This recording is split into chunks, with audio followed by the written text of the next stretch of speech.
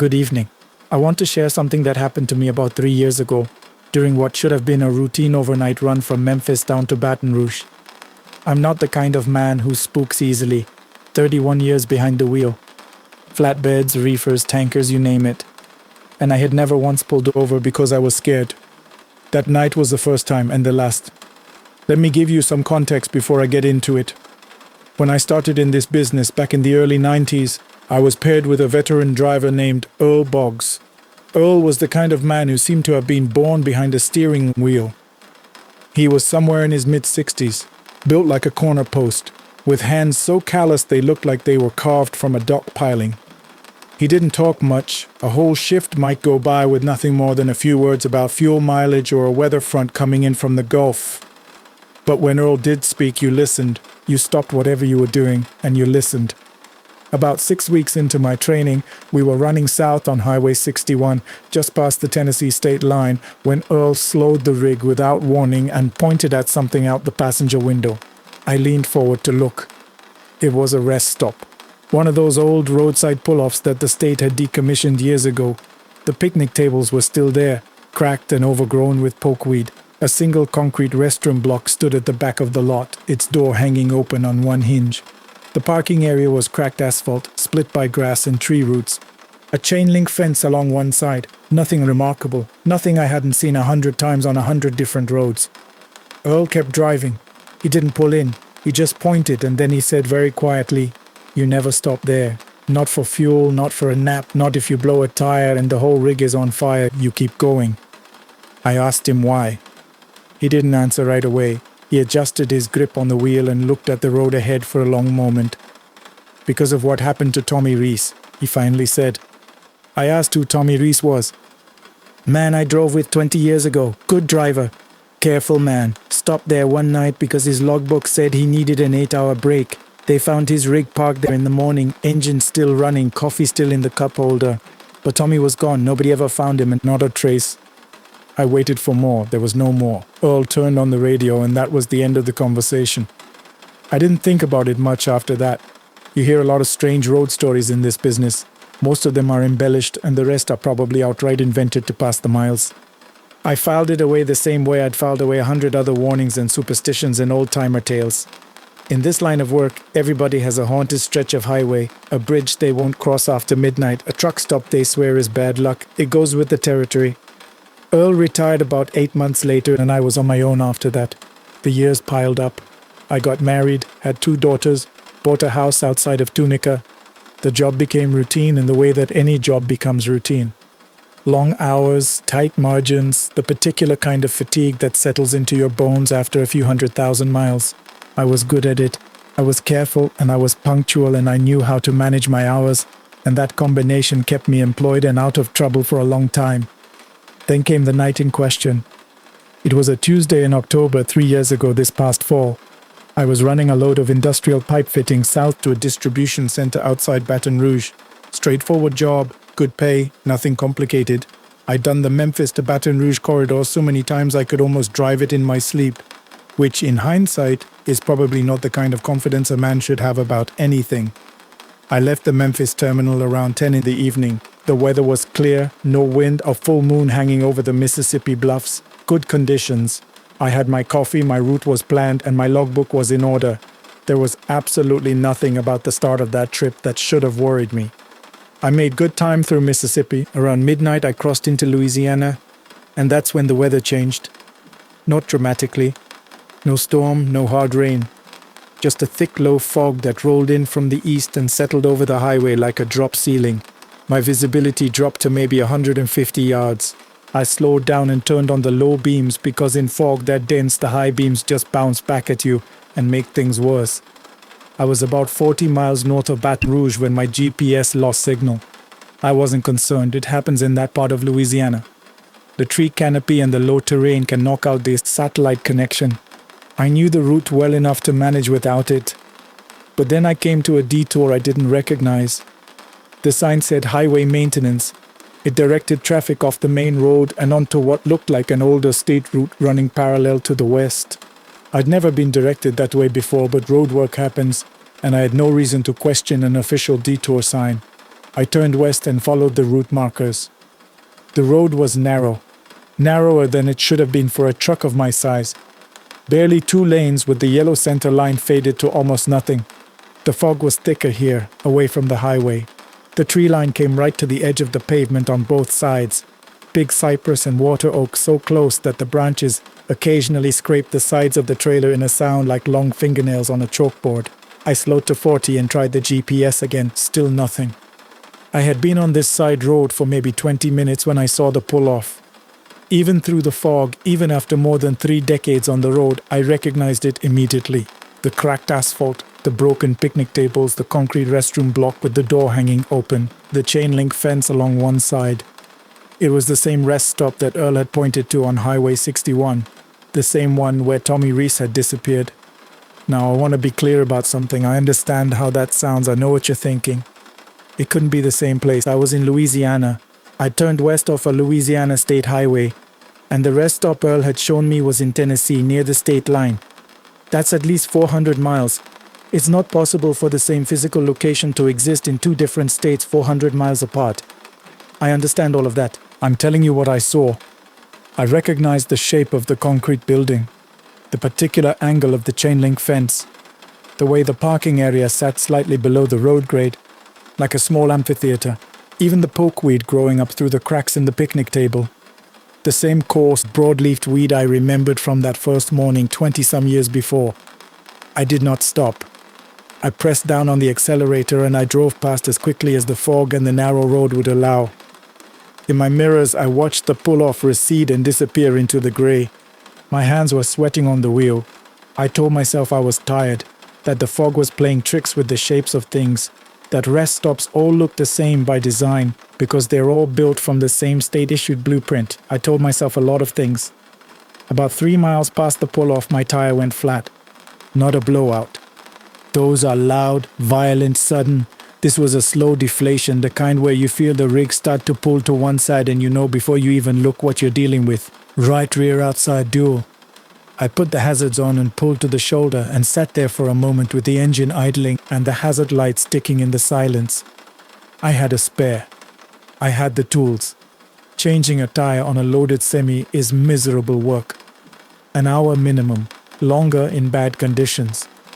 But it was well within my capabilities. I'd done it alone before. There was no reason I couldn't do it again. But I did not want to get out of that cab. I sat there for probably 5 minutes. The fog pressed against the windows like something with weight to it. The trees on both sides of the road were invisible beyond about 30 feet. I could hear somewhere out in the dark what sounded like water moving, a drainage ditch maybe, or one of the shallow bayous that cut through that part of Louisiana. Otherwise, silence. I finally convinced myself to move. I climbed down from the cab, got my flashlight and my gear from the storage box, and started on the tire.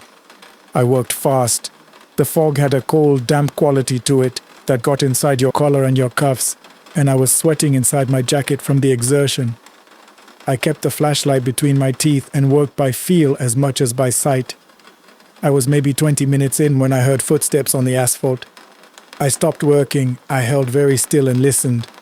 The footsteps were coming from behind me, from the direction of the rest stop I'd passed. They were slow and measured, not running, not hurrying, just walking, the pace of a person taking a late-night stroll. I turned around with my flashlight. The beam reached about 40 feet before it dissolved into the fog. At the outer edge of the light, just barely visible, was a man. He was standing still, watching me. He was wearing what looked like a work shirt and dark pants. He was tall, taller than average. And he stood with a slightly forward lean like a man who has spent his life bent over something. I couldn't see his face clearly. The fog in the distance made it impossible. "You need some help?" he called. His voice was flat and even, not friendly exactly, but not threatening either, just a voice. I said I was fine, that I had it handled, thanks. He didn't move. "This is a bad stretch of road to break down on," he said. I said I appreciated that, but I'd be back on my way shortly. He was quiet for a moment. Then he said, "Tommy Reese stopped here once, did you know that?" I don't have words that are adequate to describe what I felt when he said that name. You have to understand. Tommy Reese was not a well-known figure. He was not famous. He was a truck driver who disappeared on a southern highway 20-some years ago, and the only person I'd ever heard mention his name was Earl Boggs during a single brief conversation half a lifetime before that night. There was no reason, no logical, rational reason, for a stranger standing in the fog on a Louisiana back road to know that name or to say it to me. I stood up, I left the half-changed tire where it was. I climbed back into the cab, locked both doors, and sat there with the engine running and the lights on. When I looked in the mirrors, the man was gone. I watched for a long time, 10 minutes, maybe more. The hazard lights kept ticking. The fog swirled slowly around the beams of my running lights. There was nobody on the road behind me. I called dispatch on the radio and told them I had a flat and needed a service truck. The dispatcher, a woman named Charlene who I'd worked with for years, told me she'd send someone out and ask for my location. I gave her what I had. The route number from the detour sign, the mile marker nearest to where I'd pulled over. There was a pause on the other end. Then Charlene said, "That route number doesn't exist. Are you sure about that?" I read her the number again off the sign I could see through my windshield. Another pause. "Honey, I'm looking at the state maps right now, and that route number has never existed in Louisiana. Where did you come off the main highway?" I told her about the detour sign. She was quiet for a moment, then she said carefully, "The way you talk to someone you're a little worried about. There is no scheduled maintenance work on that stretch of 61 tonight. I just checked. No detours, no road work. You're going to need to tell me exactly where you are." I used my phone GPS. It had come back by then, and gave her my coordinates. She was able to locate me that way and send a service truck. It took about 40 minutes for them to arrive, and I stayed in the locked cab the entire time. The man did not reappear. Nothing else happened. The service technician changed the tire, I signed the paperwork, and I drove the rest of the way to Baton Rouge without incident. The delivery went fine. I slept 6 hours in the terminal lot and drove home to Tunica in the morning. When I walked in the door, my wife said I looked like I'd seen a ghost, and I told her the drive had been rough and left it at that. I tried afterward to find the rest stop using satellite maps. I know the coordinates of where I pulled over with the flat tire. I can find that spot on a map. There is nothing at the location I passed before the flat. No pull-off, no picnic area, no restroom block. Just trees and shoulder on both sides of a road that, as Charlene pointed out, technically should not exist. I also tried just once to look up Tommy Reese.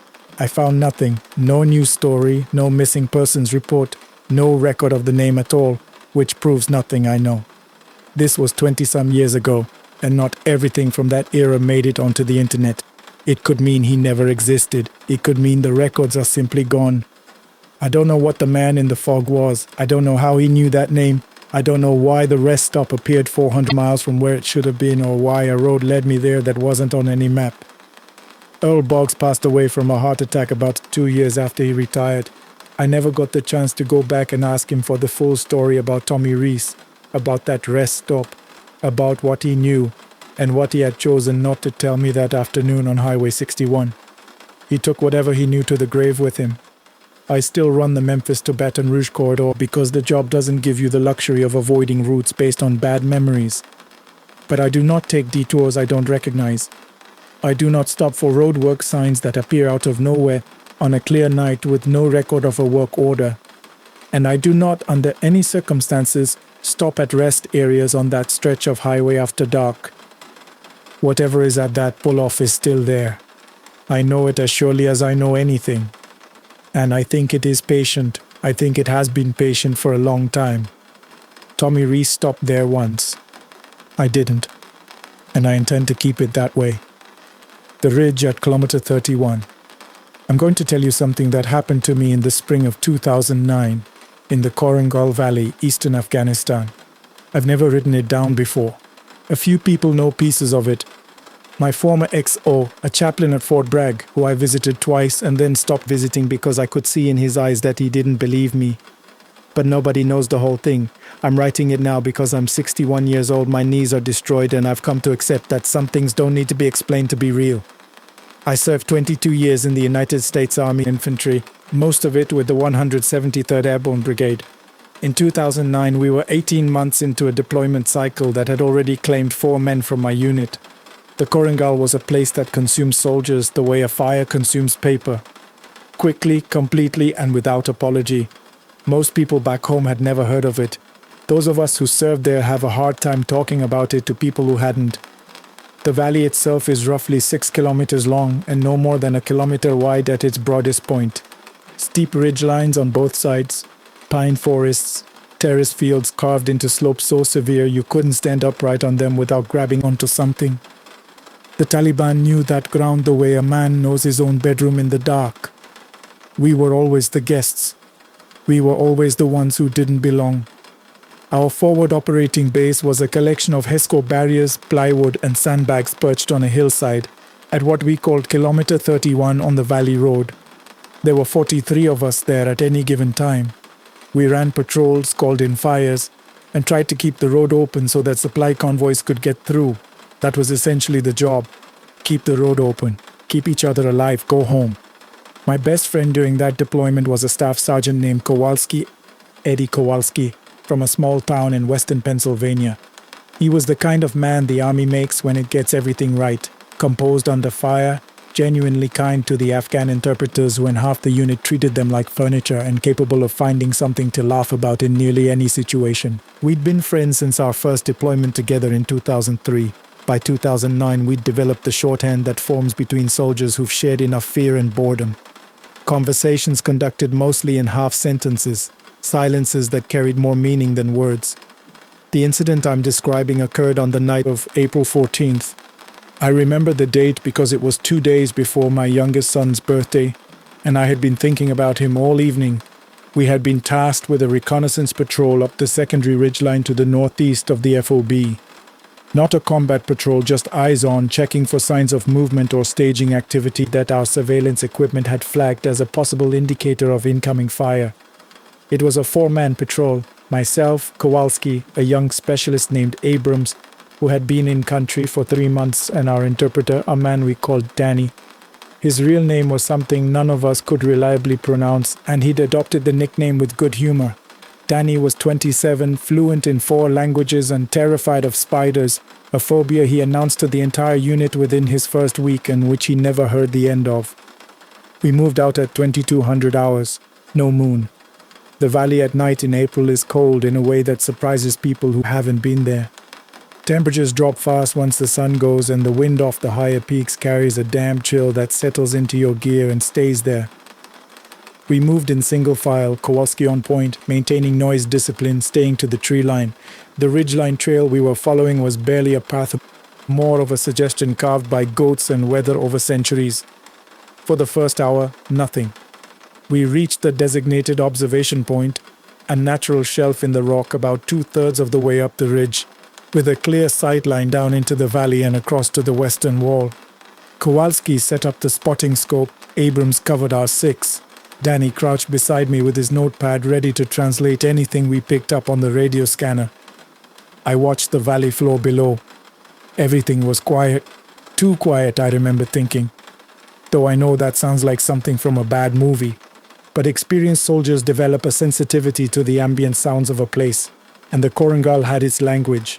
Insects, wind, occasional distant barking from village dogs, sometimes the low murmur of the river. That night all of it had stopped. The silence wasn't peaceful. It was the silence of held breath. Kowalski tapped my arm. He pointed down the ridge, not toward the valley but along the ridgeline itself, to our east. I looked. In the ambient darkness I could see nothing, but I could hear something.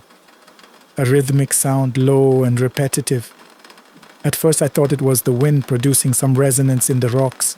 Then I thought it might be a generator from a Taliban position, the kind of small diesel units they use sometimes to power radio equipment. I raised my hand to signal the patrol to hold position. The sound continued. It was getting closer. Or we were somehow getting closer to it, which didn't make sense since none of us had moved. Then Kowalski leaned over to me and said, very quietly, close to my ear, "That's a voice." He was right. Once he said it, I couldn't hear it as anything else. It was a voice. A single voice, low and monotonous, repeating something over and over in a cadence that wasn't quite speech and wasn't quite chanting. It had no urgency to it. It had no fear. It was almost patient. Danny heard it too. I watched his face change. He was a composed man. I'd seen him conduct negotiations in the middle of firefights without losing his professional bearing. But whatever he heard in that sound put something in his expression that I hadn't seen there before. He reached over and gripped my forearm with both hands. "What is it?" I whispered. He shook his head. Either he didn't know or he didn't want to say. We waited for approximately 8 minutes. The voice continued, the same rhythm, the same low register. Then, as precisely as it had begun, it stopped. Full silence again. Then the insects returned. All at once, as though someone had flipped a switch. And the valley's normal nighttime chorus resumed around us like nothing had happened. I signaled the patrol to hold position for another 30 minutes before we moved. Standard protocol after an anomalous auditory contact. Wait, observe, confirm no follow-on activity. Nothing happened. The ridge around us was still. We completed our observation, recorded what we'd come to record, and returned to the FOB. I filed a report noting the auditory anomaly, logged it as possible enemy radio traffic or psychological operation. The Taliban were not above broadcasting recordings to unsettle coalition forces, and went to sleep. That was the first night. The second night was when things became something I cannot fully explain, even now. The following evening, Kowalski came to find me during the dinner hour. He sat down across from me and said nothing for a moment, which for Kowalski was unusual. He was a man who filled silences. I waited. "I went back up this afternoon," he said finally. "Back up where?" "The ridge, by myself. I wanted to look at the area near where we heard it." I put down what I was eating. This was a violation of patrol protocol. No solo movement outside the wire. And Kowalski knew it. The fact that he'd done it anyway told me something about what was working on him. And he took something out of his chest pocket and set it on the table between us. It was a piece of cloth, torn and dirty, military green in color. I picked it up. It was a section of an American uniform blouse. Not current issue, but older, from a generation of gear before what we were wearing. The collar insignia were still partially visible. Infantry blue, with a rank designation I didn't immediately recognize. "Where exactly did you find this?" "There's a small natural depression in the rock about 40 meters north of where we set up the scope last night. Like a shallow bowl. This was in the center of it. Folded neatly, not left there by accident." I turned the cloth over in my hands. The fabric was degraded, but not ancient. Not decades old, perhaps 5 to 10 years. The threading of the collar insignia placed it in the early 2000s, from the first years of the war, before certain standardization changes in 2005. I told Kowalski to say nothing about it to Abrams or Danny and to give the cloth to me. I intended to document it and hand it up the chain in the morning. We both understood the implication without articulating it. Someone or some part of someone had been on that ridgeline. The Korengal had been contested since 2001. Men had died on every hillside in the valley. Sometimes remains were found years later, moved by weather or animals, or in some documented cases, deliberately displaced by enemy forces. That night, I couldn't sleep. I lay in my bunk listening to the sounds of the FOB. Generators, distant coughing, the occasional shuffle of the overnight watch. And I found myself thinking about the voice we'd heard on the ridge, its patience, the way it hadn't paused, hadn't varied in tone, hadn't acknowledged the presence of 4 armed soldiers 40 meters away. It had simply continued its repetition, whatever it was, for as long as it continued, and then it had stopped. Around 0200 hours, I heard something that brought me fully upright in my bunk. It was the same voice, not from outside, from somewhere inside the wire. I was out of my bunk and had my boots and weapon in hand before I was fully conscious of moving. I stood in the center of the sleeping area listening. The voice was coming from outside.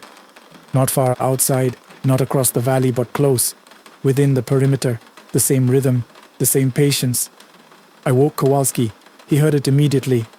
His face in the darkness told me everything. He'd been lying awake expecting it. We cleared the sleeping area quietly, not waking the others. Outside, the air was sharp and cold under a clear sky. The voice seemed to be coming from the northern end of the FOB, near the HESCO barrier that faced the ridgeline. We moved toward it. I want to be precise about what happened next because I've spent 14 years trying to find the correct words for it and I still don't fully have them. We came around the corner of the last structure and saw a figure standing at the perimeter barrier. It was facing away from us, toward the ridgeline and the dark mass of the mountain beyond. It was wearing gear. I could see the silhouette of body armor, a helmet, a weapon slung at its side.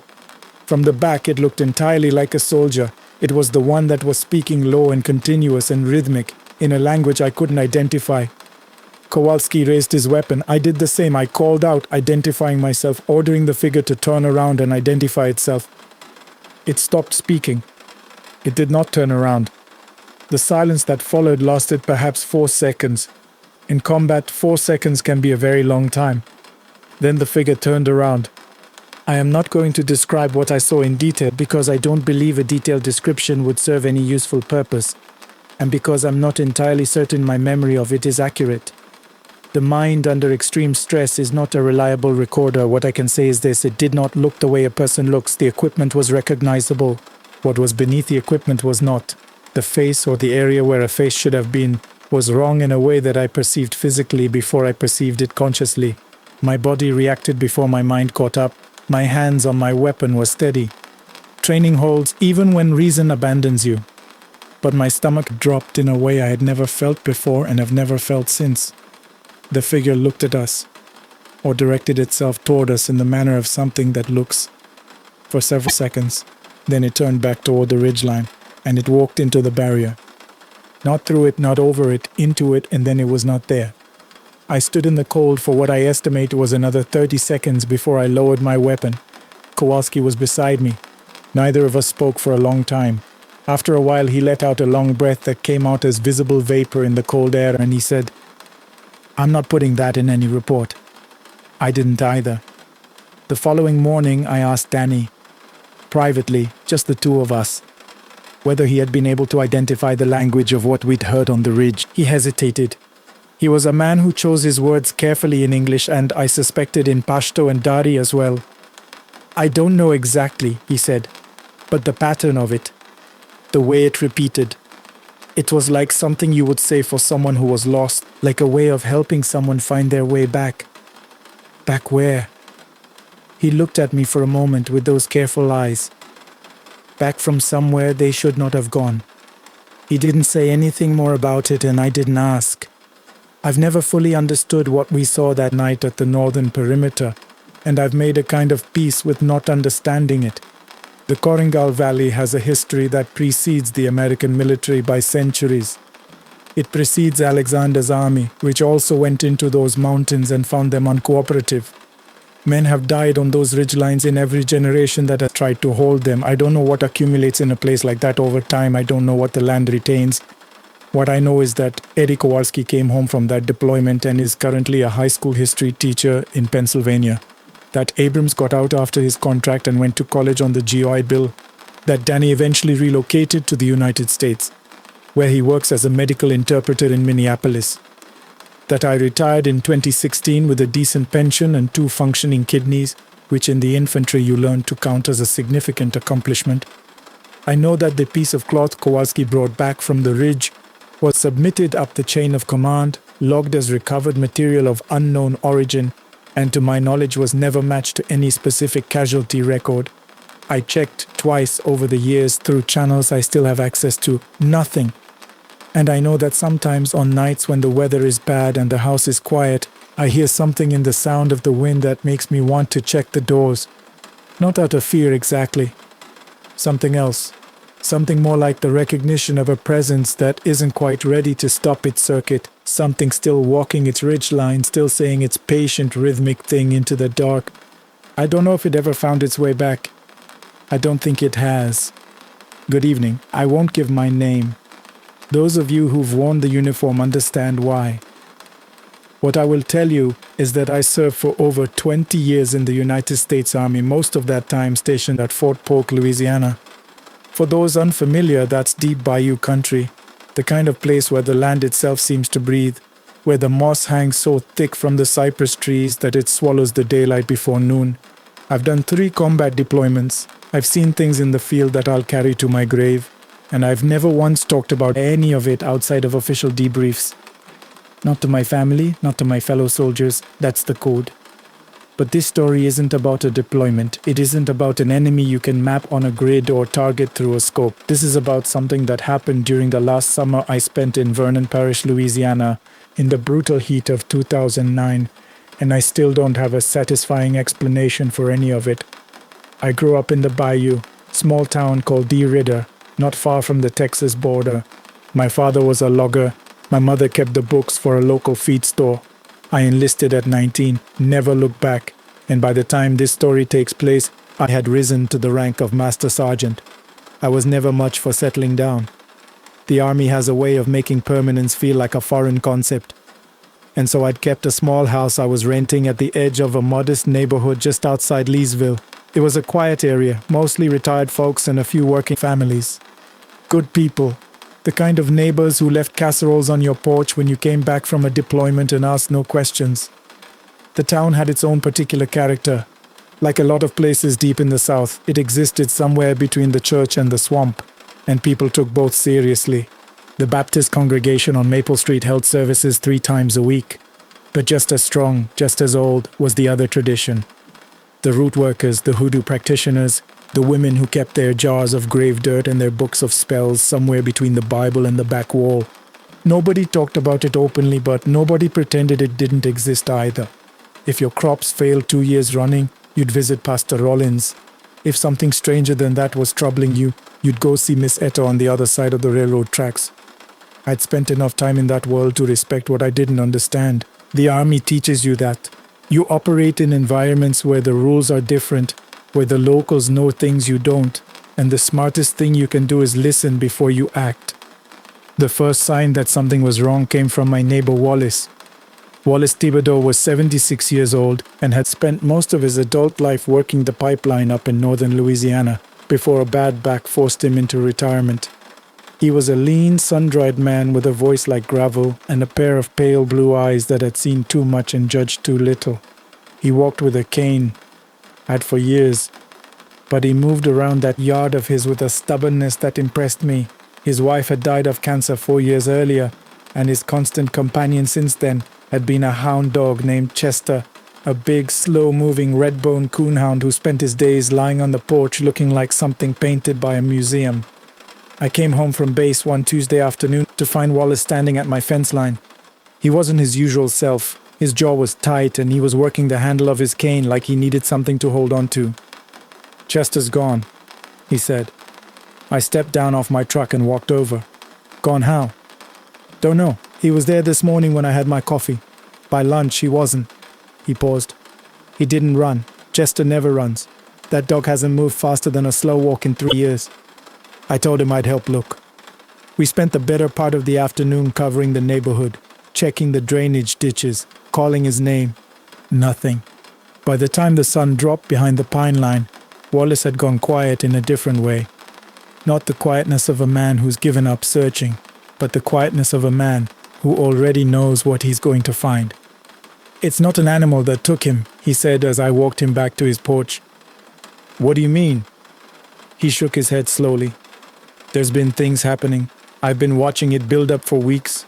Didn't want to say anything because I didn't want to sound like an old fool." He wouldn't say more that night. I told him to get some rest and that I'd be out again at first light. I found Chester the next morning.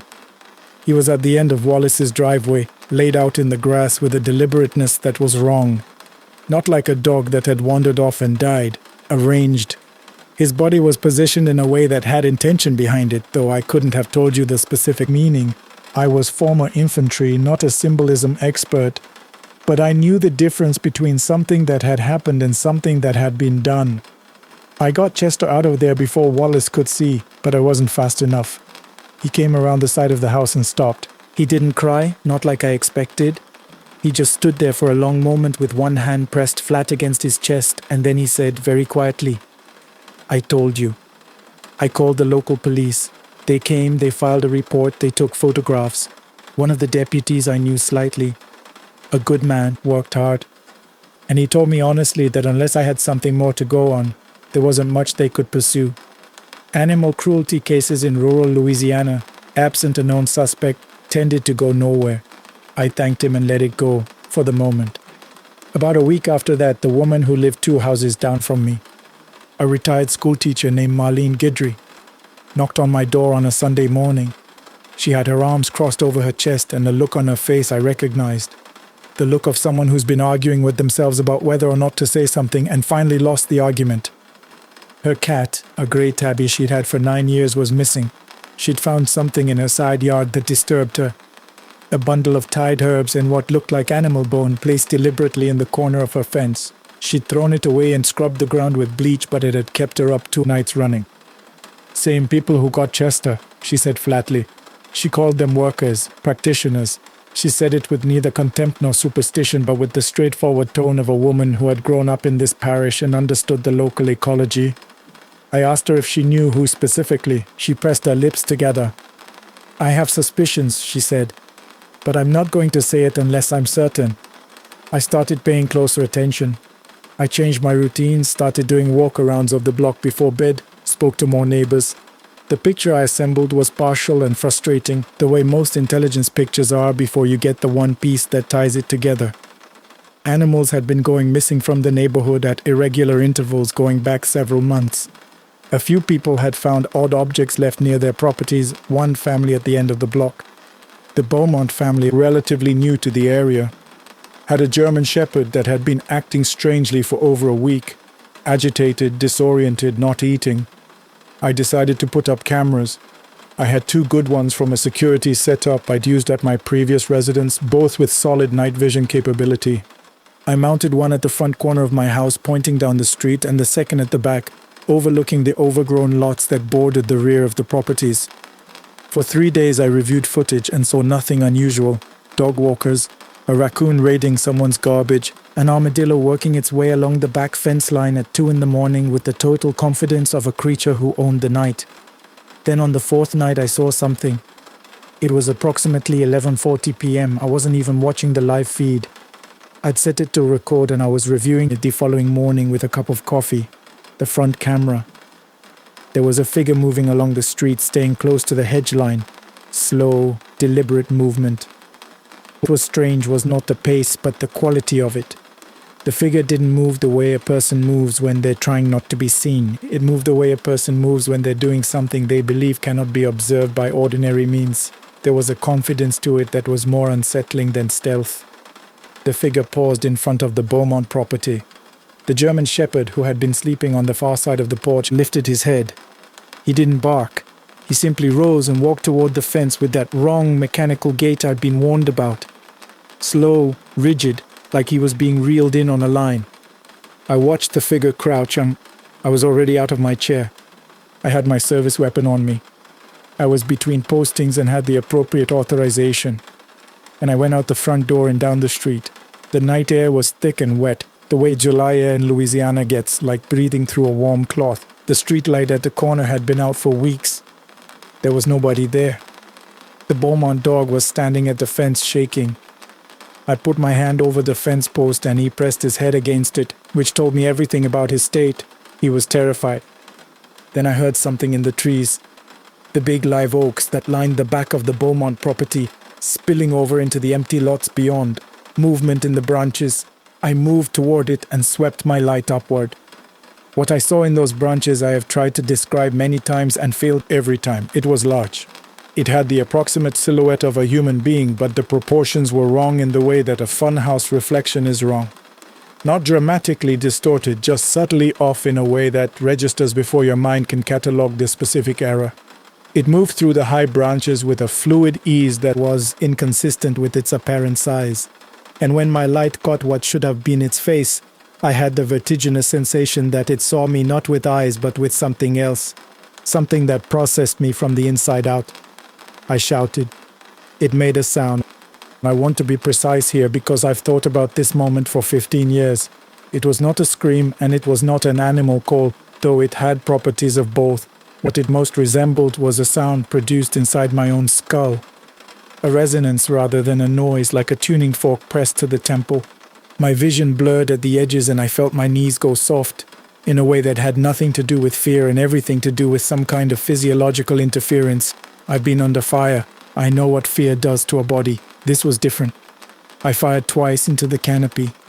Lights came on in the houses along the block. The dog at the Beaumont fence was making a sound I'd never heard a dog make before. Not barking, more like keening. And then, from very high up in the oak nearest to me, something fell. It hit the ground hard, and when I got to it with my light, I found it was a domestic cat, alive but clearly in shock, limbs rigid, pupils blown. Not Marlene's cat. I didn't recognize it, but it had been up there, in a tree, 30 feet off the ground in the middle of the night. Marlene was among the neighbors who came out. She saw the cat and took it inside. She also took one look at me and steered me firmly onto a porch and made me sit down. I was more shaken than I'd admitted to myself. She brought out sweet tea and waited. When I told her what I'd seen, she didn't look surprised. She looked like a woman confirming something she'd been carefully keeping to herself. "You stepped into their work," she said quietly. "That's the problem now. They know who you are, and they know you interfered.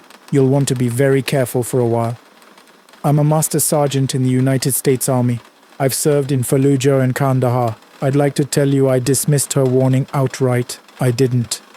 The following night at the base, I woke at 2:30 from a dead sleep.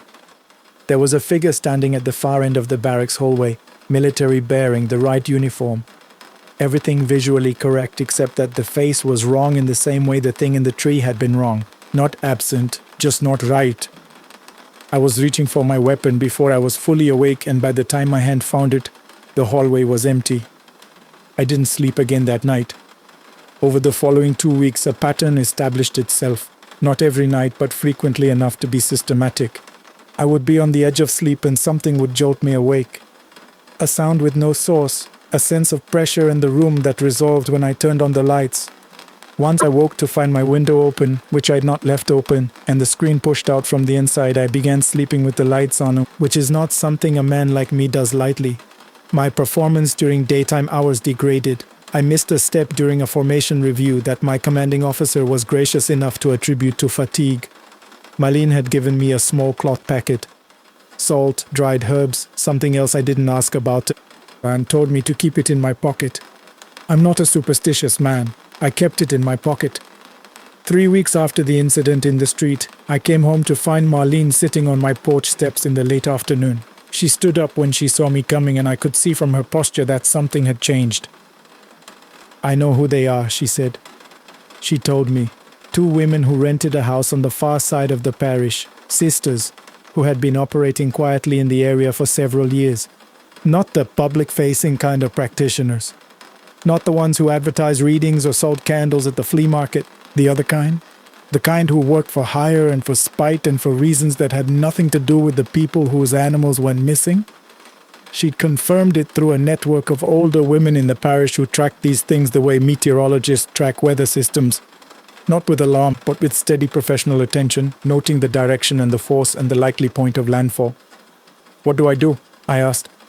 "Nothing," she said. "Not yet. Someone else will handle it." I didn't like that answer, but I've served long enough to know that sometimes the correct tactical decision is to hold your position and trust the intelligence coming in from other assets. 2 weeks later, I was called back to base at 04:30 on a Wednesday morning.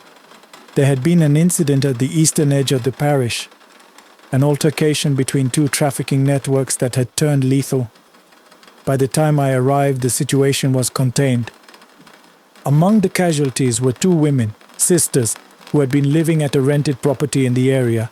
The circumstances of their deaths were consistent with the settling of a debt between criminal organizations. Neither of them had any apparent connection to the military or to law enforcement. That evening, Marlene knocked on my door. She stood in the doorway and she said simply and without theater, "It's done. They're gone." She paused.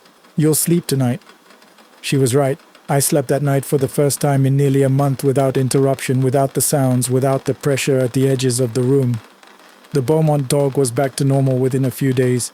Wallace's nephew brought him a new dog, a young hound full of noise and appetite. And within a week, Wallace had named him Chester II, which I found both sad and optimistic in equal measure. I have never spoken about this at the base. I am not unaware of how it sounds coming from someone of my rank and background. What I can tell you is what I observed, what I documented on camera, and what I experienced directly.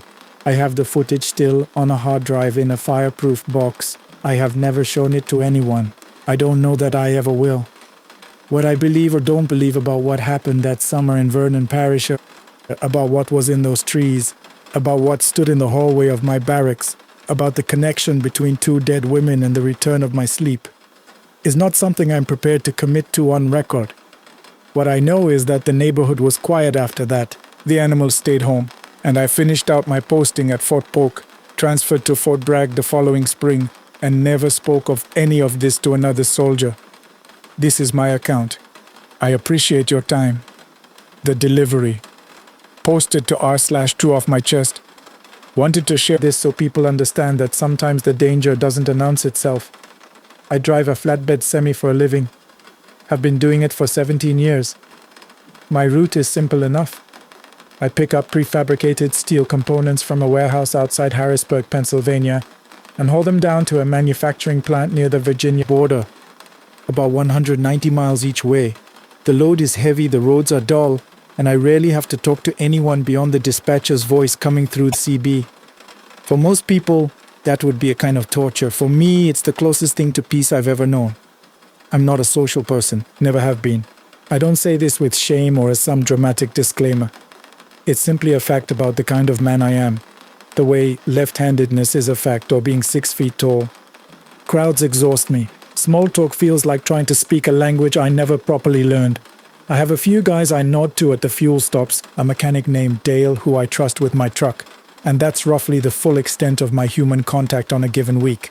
I turned 43 last March. I celebrated by driving the empty return route in the dark with the radio off, and I genuinely enjoyed myself. My apartment is on the outskirts of Harrisburg, second floor, faces a parking lot. I have a cat named Bolt. Grey, enormous, deeply uninterested in me unless I'm late with his food, which suits me perfectly. I've had 2 relationships in my adult life. The first lasted 8 months and ended because she said I was emotionally absent. The second lasted 5 months and ended because she said essentially the same thing, just in different words. After that, I decided the math wasn't working in my favor and stopped trying. Until last year. I'm not entirely sure what possessed me to create a profile on one of those dating apps. I think it was a Tuesday in November, and I'd been on the road for 11 straight hours, and then come home to a dark apartment and eaten a sandwich standing over the kitchen sink, and something about the combination of those things made me sit down and do something I'd never done before. I put up a recent photo, me leaning against the truck, squinting in the sun, not smiling, and I wrote maybe 4 sentences in the bio. I said I drove long haul, that I kept to myself, that I had a cat and wasn't looking for anything complicated. I didn't expect a single response. She messaged me within 3 hours. Her name, she said, was Claire. Her profile photo showed a woman in her mid-30s with dark hair cut sharp at the jaw and grey eyes that looked like they were waiting for you to say something wrong. She was wearing a black jacket in every photo, standing in front of trees or industrial architecture, never smiling but never frowning either. Just watching the camera with a kind of patient, unreadable stillness. She had tattoos on her forearms and collarbone, geometric shapes and something that looked like a moth. Her first message was direct. She said she'd read my profile twice before deciding to write. She said most men on the app wrote bios that were either desperate or performative, and that mine was neither. She said she hated parties and found most conversations to be a waste of metabolic energy. She said she worked in forensic accounting, auditing financial documents for litigation cases, and spent most of her working hours alone in a room with spreadsheets. She said she had a cat too, a black one named Soot. I wrote back, which in itself was unusual for me. We messaged for weeks, then months. We never graduated to phone calls. She said her voice got strange on the phone, that she couldn't think clearly while talking, preferred to write. I understood that completely.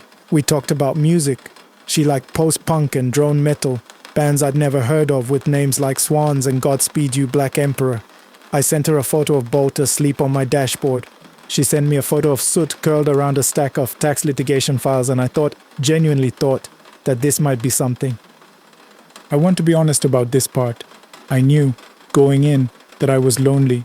Not desperately so, not in a way that impaired my judgment, or so I told myself, but in the quiet, persistent way of a man who has chosen solitude and occasionally wonders if he chose it or if it simply happened to him while he was looking elsewhere.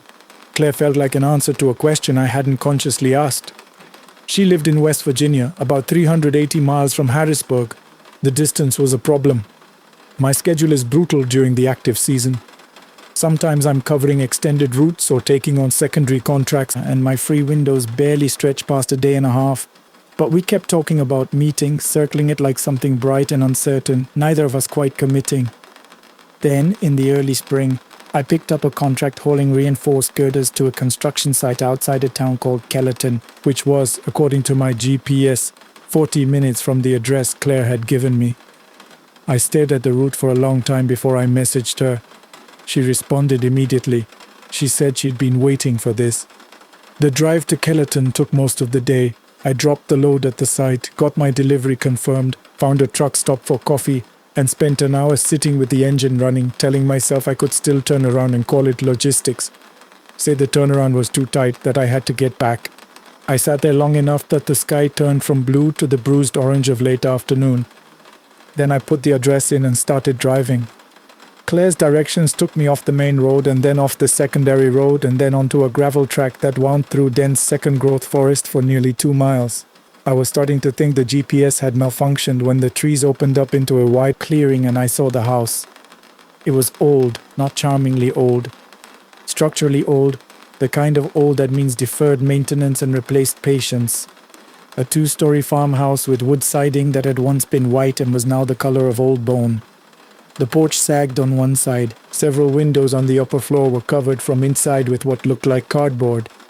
The roof had been patched in multiple places with different materials, so it looked quilted, irregular, like a map of all the years of compromise. But the yard was something else entirely. Someone had planted flowers across the entire front.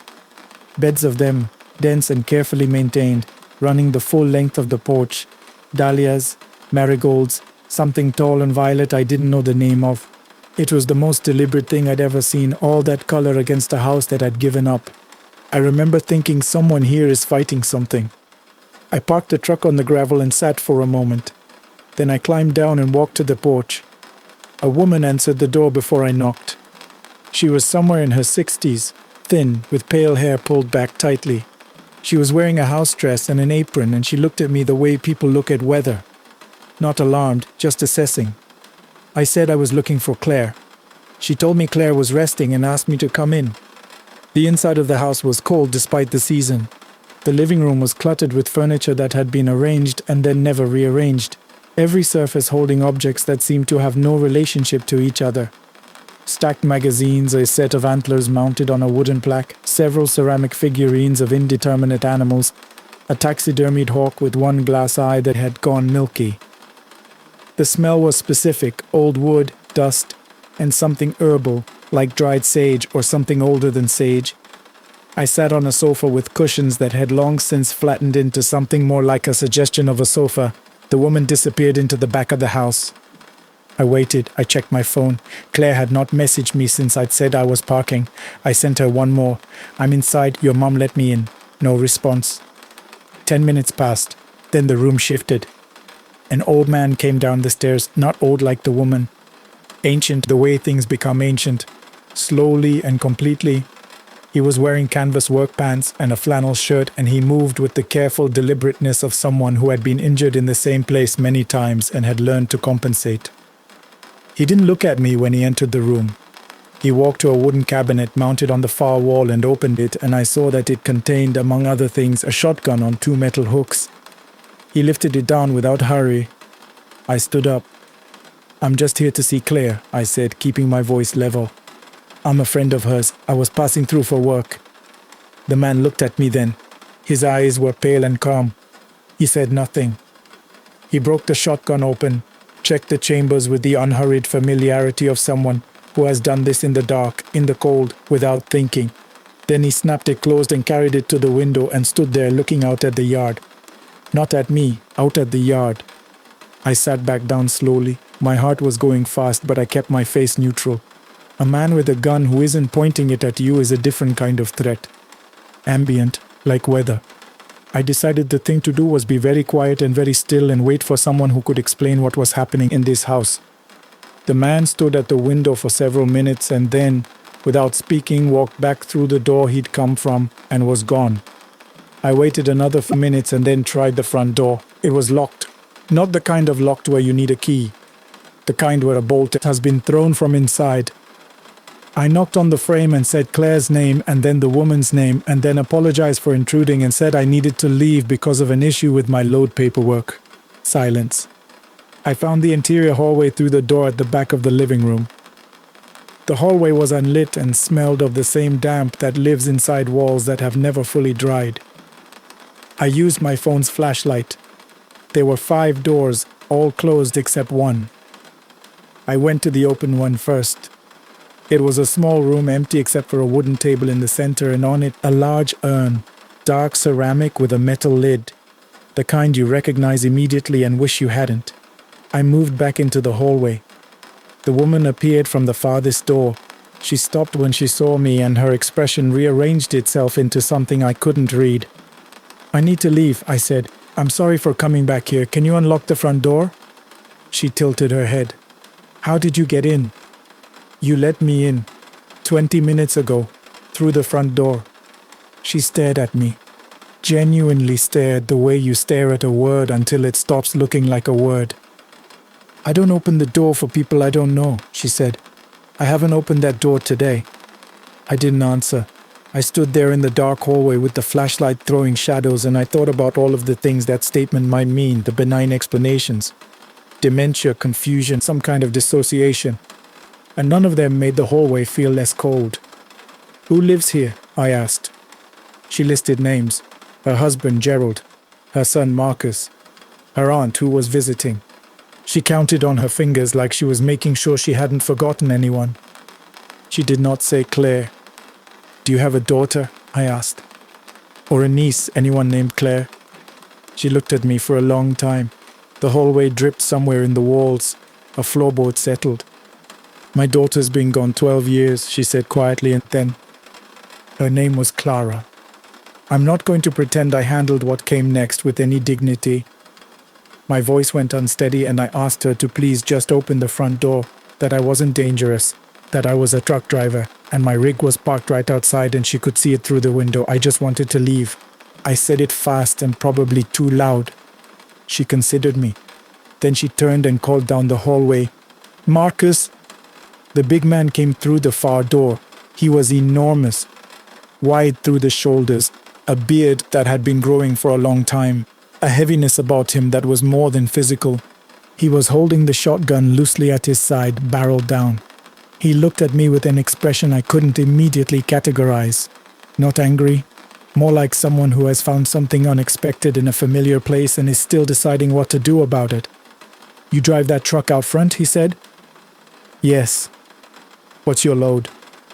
"Structural steel. I delivered it this morning to a construction site in Kellerton. I'm running empty." He didn't say anything for a moment. Then something in his face changed. Not softened exactly, but settled, the way a hand settles open after it's been clenched. "My father drove for 32 years, he said. Pittsburgh to Louisville, twice a week, every week until his back went." He paused. "He always said only 2 kinds of men drive long haul. Men who love the road, and men who need to get away from something." Said he was both. "I understand that," I said. He leaned the shotgun against the wall and walked to the front door and threw the bolt. He pulled it open and the night air came in, cold and real and carrying the smell of the fields. "I don't know who you came here to find," he said, "but you didn't find her here."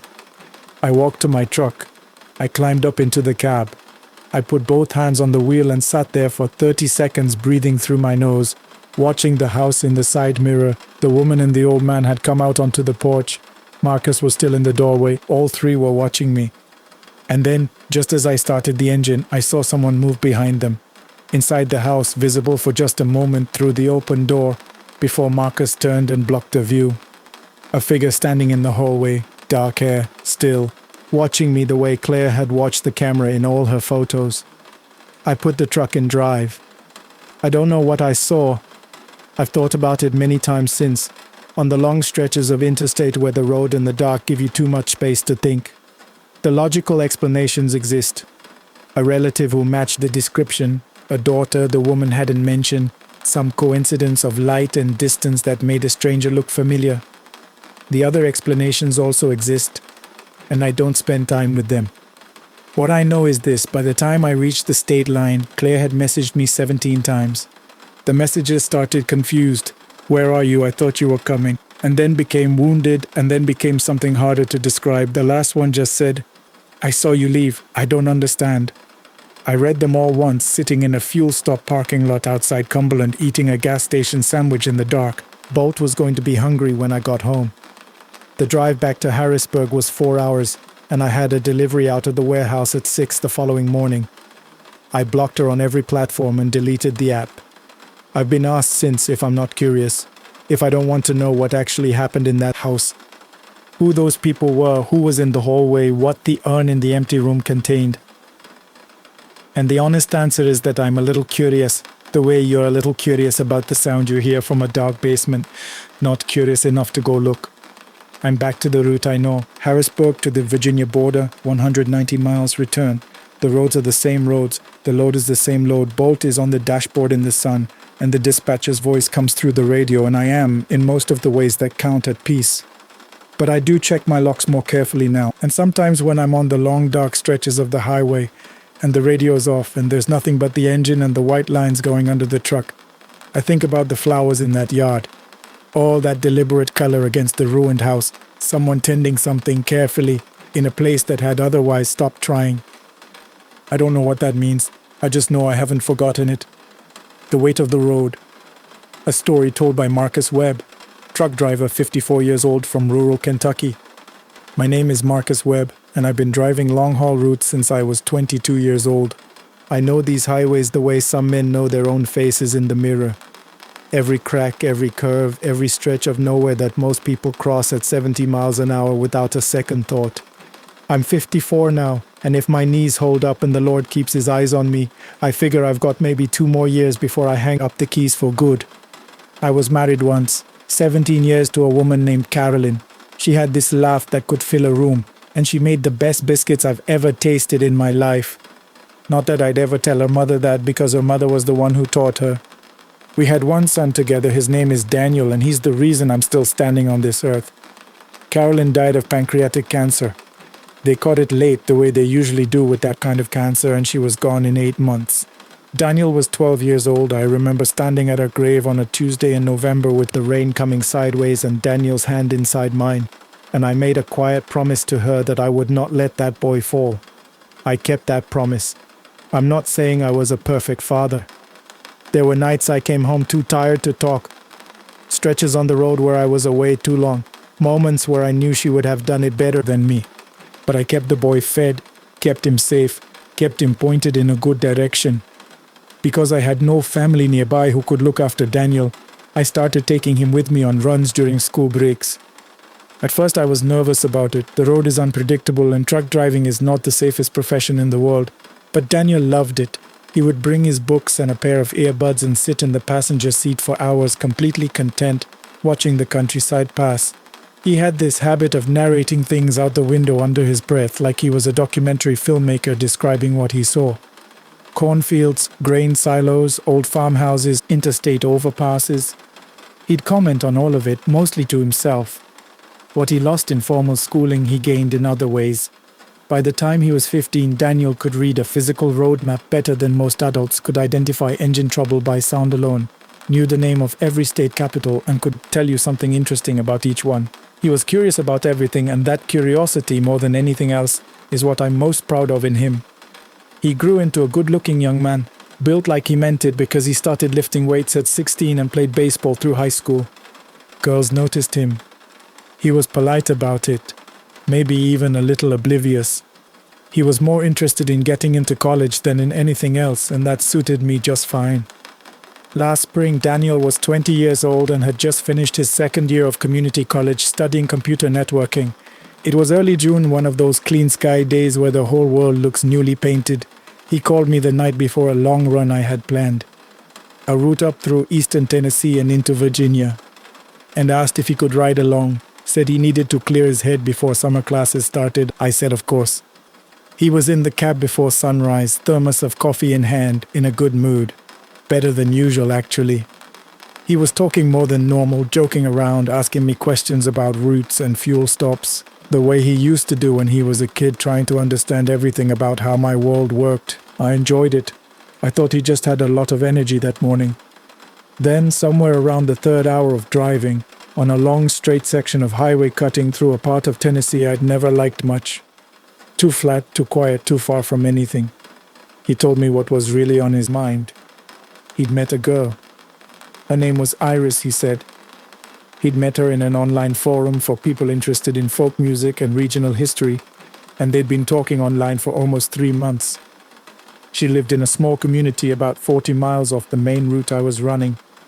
He had her address. He wanted to stop and meet her in person for the first time. You drove with me, so I'd take you to see her, I said. He laughed. I would have come anyway, but yeah, kind of. I gave him a look, he gave me one back. We understood each other perfectly. I told him I didn't mind, and mostly I didn't. He was 20 years old and entitled to meet girls.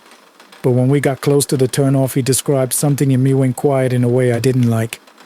I've driven enough roads in my life to know when a stretch of landscape feels wrong, and this one did. There wasn't anything I could name. The trees looked the same as any other trees. The sky was still blue, but something about the quality of the silence out there, the way nothing moved, no birds, no wind, made the hair on my forearms stand up. The road Daniel pointed to was unpaved, cutting between a tree line into a low valley I couldn't see the bottom of. There was a rusted green mailbox at the turn, which was the landmark he said Iris had described to him. No town name, no road sign, just the mailbox and the dirt road going down. I stopped the truck at the turn and sat there with the engine idling. I'll walk from here, Daniel said. It's about a mile.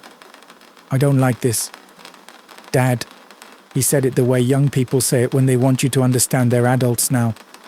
There's no cell service out here, I said. I know.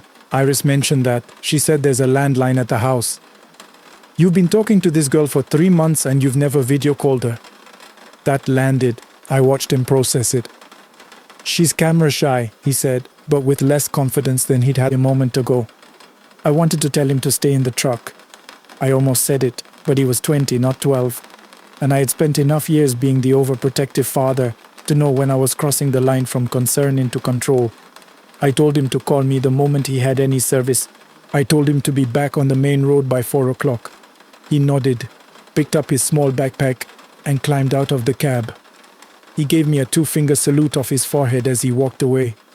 It was something he'd done since he was a little kid.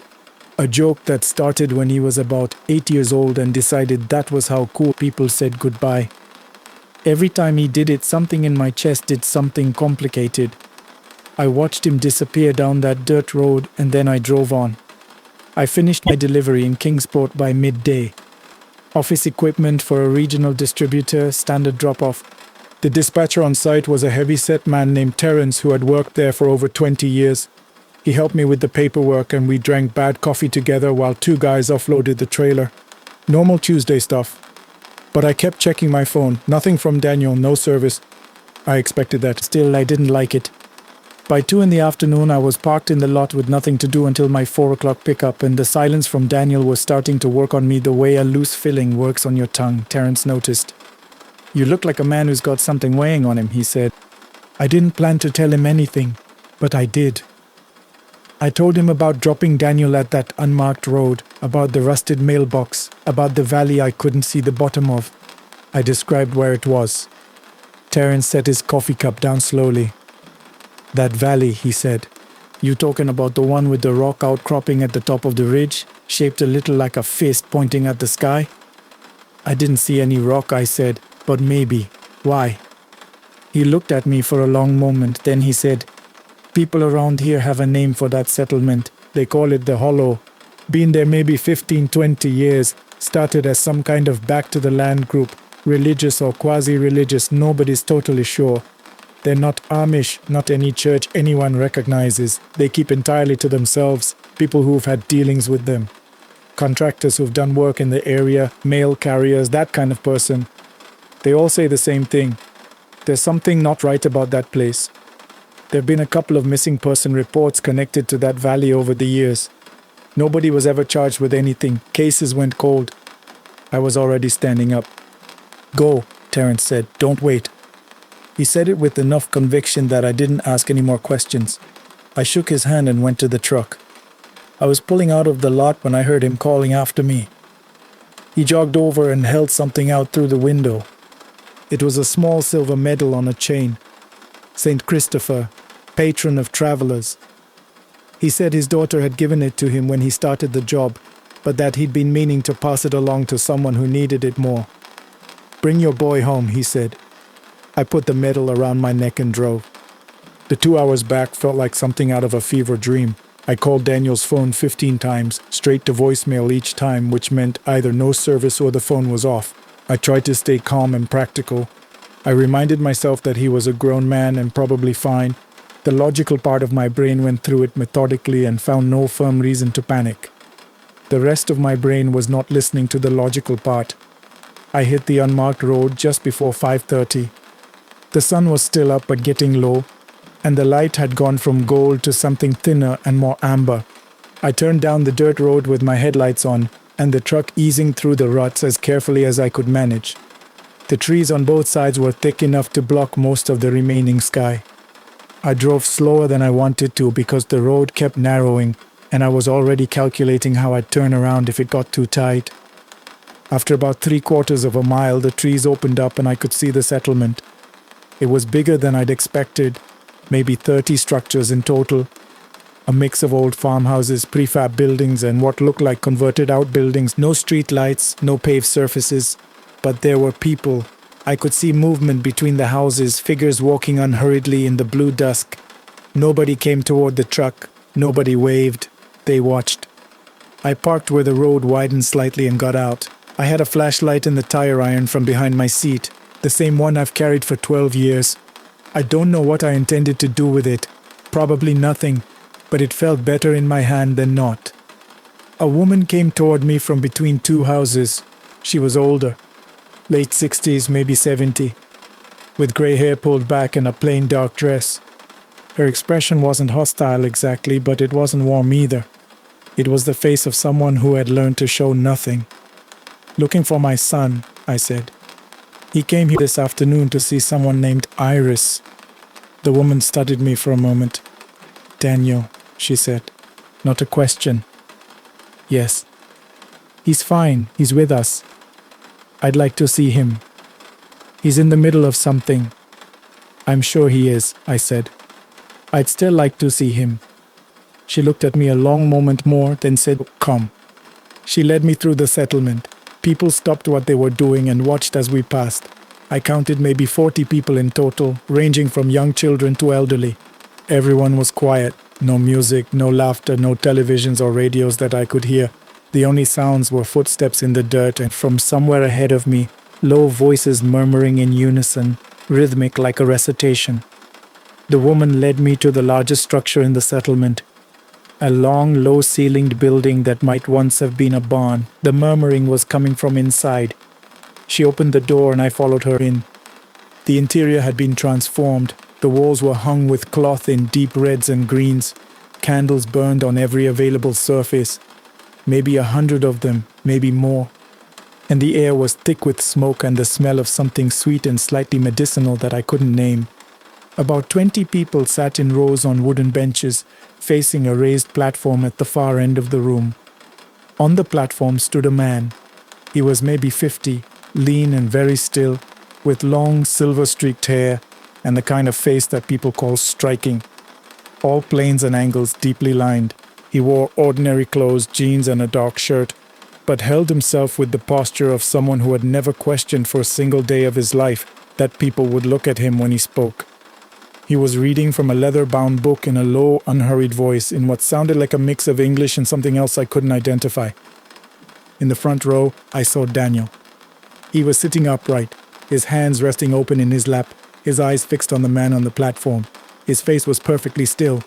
That was what got to me.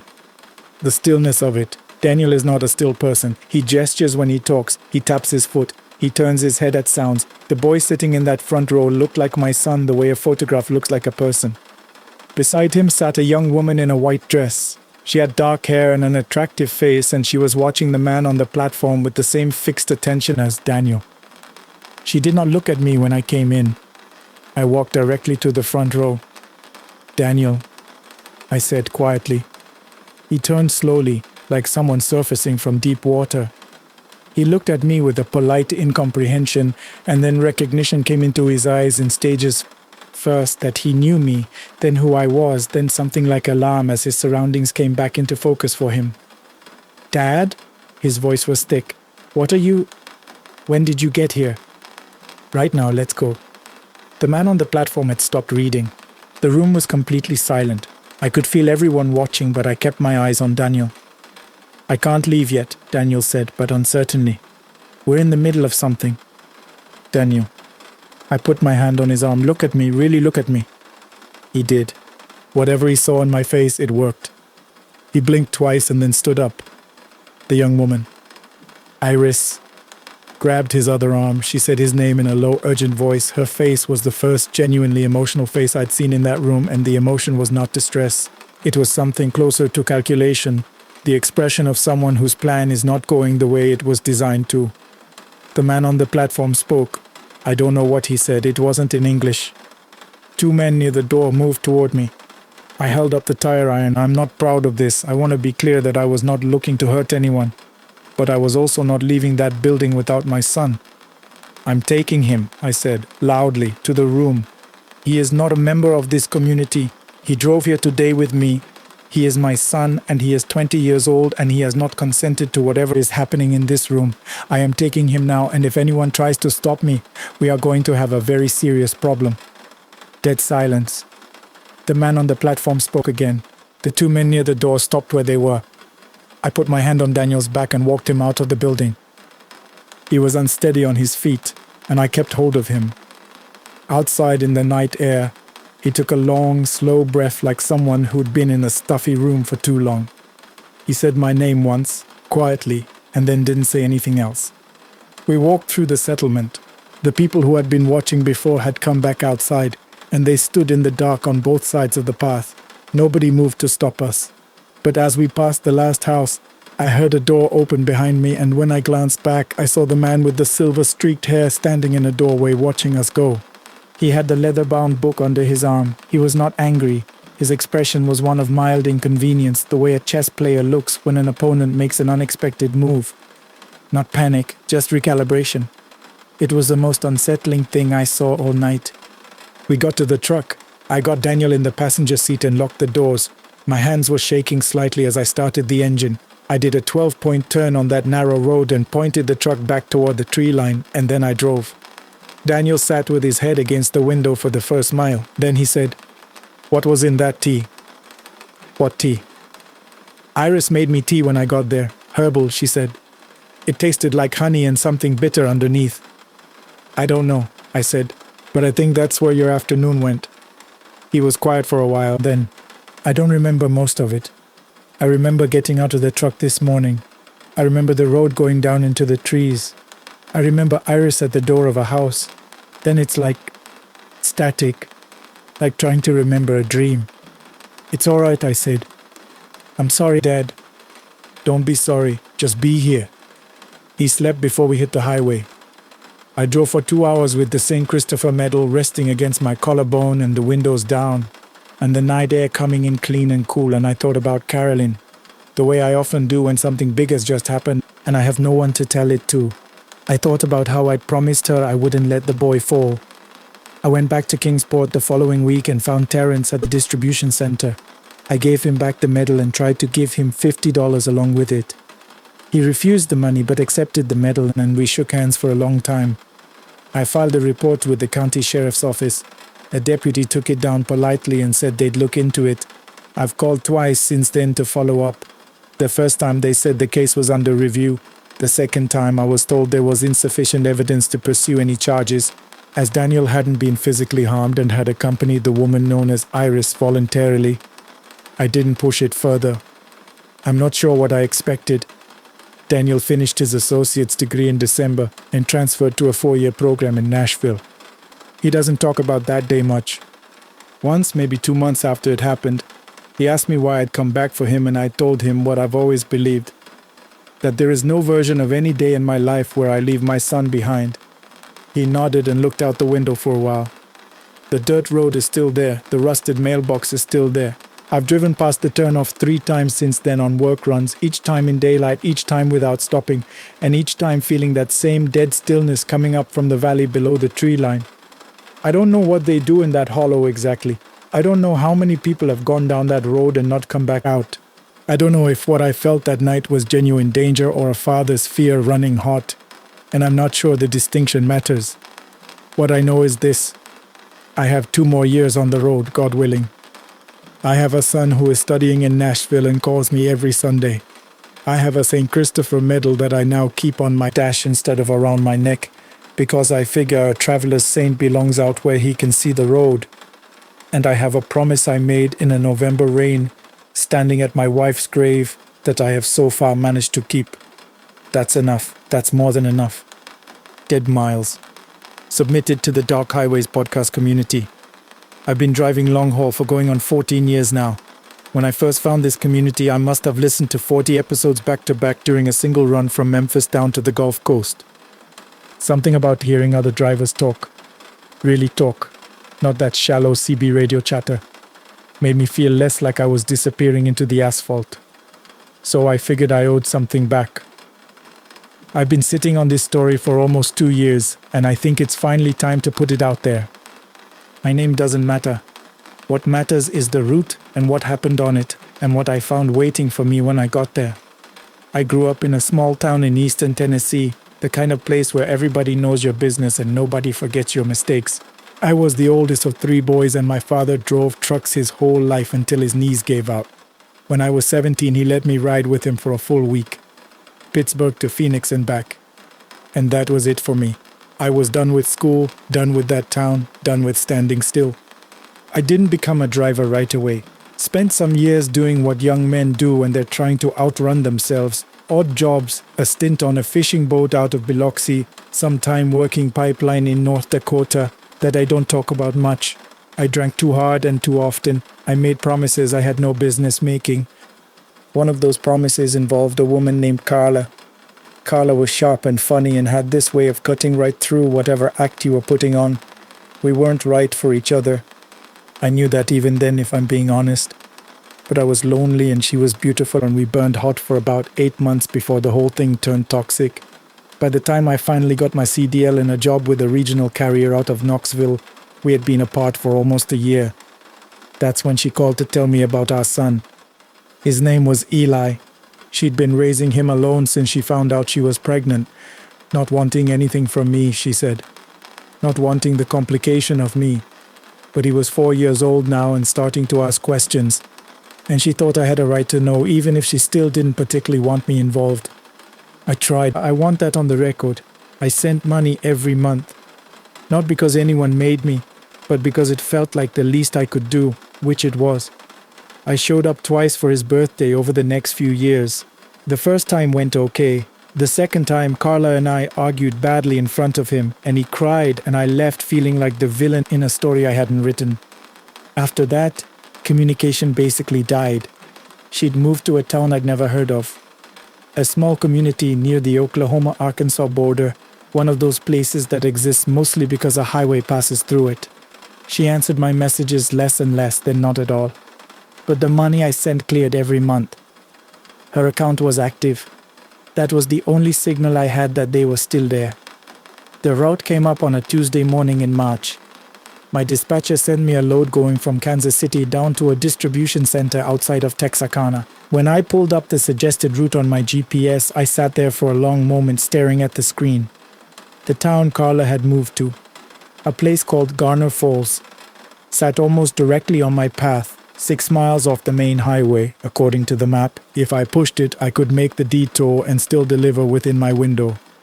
I don't know if I should call it fate or stupidity, probably both. I called Carla twice and got voicemail both times. I texted her and got nothing. I sat on the idea for the first 4 hours of the drive, telling myself I wouldn't do it, and then I took the exit for Garner Falls without thinking about it much more.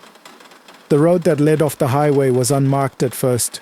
just a cracked two-lane running between bare fields and rusted fence posts. The sky had gone the color of old tin, the way it does in early spring before the weather decides what it wants to be. I had about 2.5 hours of cushion in my delivery window, maybe 3 if I drove hard afterward. I remember thinking, I'll just see if they're there. I won't even get out of the cab. I'll drive past and maybe spot Eli in the yard, just see with my own eyes that he's okay, and then I'll turn around and get back on the road. Connor Falls was not what I expected. I'd imagined a dying town. A gas station, a Dollar General, maybe a diner with a hand-painted sign. What I found instead was something older and stranger. The main street was narrow and lined with buildings that looked like they'd been there since the 1940s and hadn't been significantly touched since. There was a hardware store with hand-lettered prices in the window. A barber shop with an actual spinning pole. The church on the corner looked like it had been built before anyone living there was born. What struck me most was how quiet it was. It was mid-afternoon on a weekday, and there were almost no people out, the few I saw. An elderly woman sweeping a porch, a man loading boxes into a pickup, glanced at my rig with the specific expression of people who don't get much outside traffic and aren't sure they want it. I pulled into a gravel lot next to what appeared to be a feed store and killed the engine. I'd already figured out I couldn't drive a loaded 53-footer through these streets. I pulled out my phone and looked up Carla's address. I still had it from the last time she'd responded to a message years ago, and confirmed it was about a quarter mile away. I was walking toward the address when a man in his 60s stepped out of the hardware store and gave me a long look. "You looking for something?" he asked. I told him I was looking for a woman named Carla, gave her last name. He knew her immediately. You could tell by the way his expression shifted, something careful sliding down over it. "You family?" "I'm her son's father." He nodded slowly like he was processing this. "She lives out on the Brennan Road extension, end of the property past the silo." He paused. "She keeping all right?" "I don't know," I said. "I haven't talked to her in a while, that's why I'm here." He looked at me for another moment. "She's had a rough time of it. People around here, they look out for her when they can, but she doesn't make it easy. Keeps to herself. More than is healthy, some would say." He stopped himself like he'd said more than he intended. "I'm sure she'll be glad to see you," he added, in a tone that did not sound sure at all. The Brennan Road extension was barely a road, more like a suggestion. It ran between 2 fields, one planted, one not, and ended at a low-lying property with a single-story house set back from a rusted mailbox. There was a silo maybe 200 yards to the east that looked abandoned. A few scraggly trees stood around the house like they were trying to hide it. The house itself was not in good shape. The paint had gone grey and was peeling in long strips. One of the shutters hung at an angle.